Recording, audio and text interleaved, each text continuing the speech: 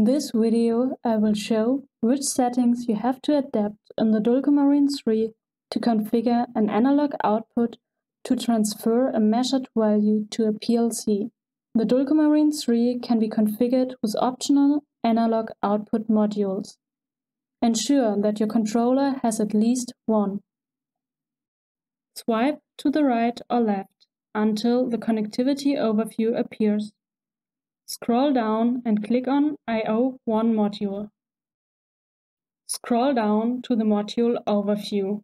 The 2-channel module for analog outputs is normally located at module slot 2, 3 or 4.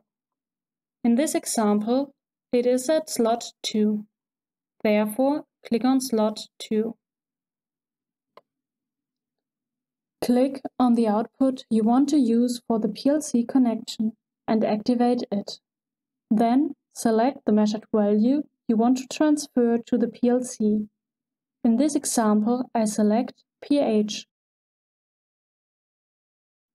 Click on the house symbol to go back to menu Measured Values Pool. Click on the measured value, in this case it is pH. Scroll down to Outputs and click on it. Assign the 0/4 to 20 mA signal to the required pH range.